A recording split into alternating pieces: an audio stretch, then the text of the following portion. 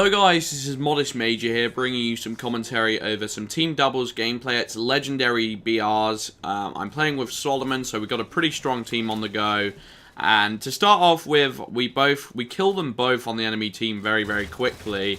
And they end up quitting, and usually when they quit, that just means game over, and you're going to get kicked out of the game, but luckily, 2 people managed to join straight away, and we got to play Onyx BRs again, which I was really grateful for, because I never get to play Onyx, really, especially on team doubles, and I've always wanted to get a gameplay on this, so they got replaced, and what was funny is, they replaced the rockets as well, because there was a host change, all the power weapons respawned, so I got double rockets, which was pretty harsh on the new guys that joined, because they ended up getting pretty much rocketed from spawn. But other than that, it's a pretty solid gameplay. You know, one of the players on the enemy team actually have a pretty solid BR. His teammate was kind of letting them down, and obviously their map positioning wasn't very strong. Onyx is all about map positioning. That's pretty much the biggest thing. If you can have a reliable control over top, middle, and you can stop people from getting in on the sides, it can get pretty easy to be able to keep the enemy players in their spawn. What you don't want to be is hanging around blue or red spawn too much, because it puts you at a bit of a disadvantage, because there's so many entrances to it that it can be quite unpredictable, and it can be quite hard to maintain each entrance and exit of that spawn. So you kind of want to get out of there and get to a more open top-middle control where you're able to dominate the playing field. At least that's my opinion. Doubles, this should have been in doubles so much earlier. This map is absolutely amazing. It's probably my favorite map on Halo 4.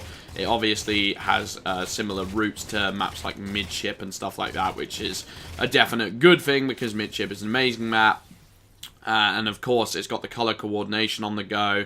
Colors are very bold, they stand out, so it makes the game easier to work with callouts. And I don't know if I mentioned this, the score in the background is 18-1. It's a shame it wasn't a perfectionist, but like I said, the player on the enemy team actually had a pretty solid BR.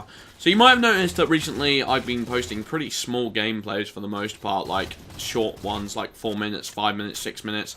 That's because GTA Online has just released, and Battlefield 4 Beta is released, and those things are really pretty much taking up my time right now, because GTA Online is absolutely amazing. My first impressions were so good of it, and it almost feels like there's certain elements of GTA 5 when I was playing it that felt a tiny bit watered down, I suppose. It was like, oh, you know, this is everything I wanted it to be, but it's nothing more. There was nothing that really, like, blew me away. It was like, oh, yeah, the graphics are amazing, obviously. The open world is huge and massive and really well realized, and the characters are great.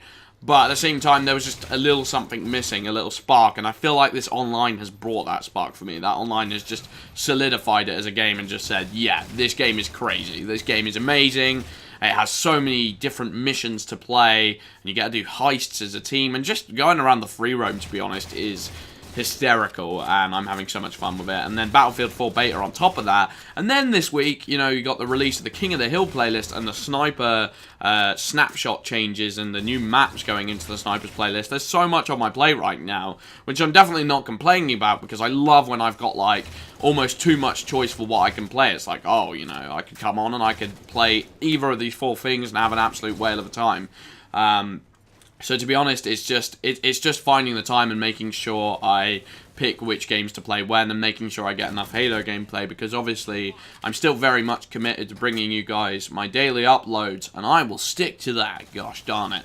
Even though it's getting a little bit hard, what I need to do is I want to get into a system where I upload the commentaries, I make the commentaries the night before and then upload them for the day after, whereas now I'm like making them the second I finish work, and that can get quite stressful, because I have to make sure I upload it before 10 o'clock, and I'm trying to do everything under a certain time limit, which is slightly fun, you know, it's a bit of a challenge, but at the same time, I like to, sometimes when I finish work, I just want to play games and chill out, whereas I don't really have that option at the moment. I've got to make the video straight away. So I'll definitely be changing that schedule, but expect daily videos, and mainly Halo 4, tiny bit of Battlefield sprinkled in. No GTA videos, I just want to keep that to myself, because I love that game. Anyway, I've been Whaddup Major, thanks for watching, peace out.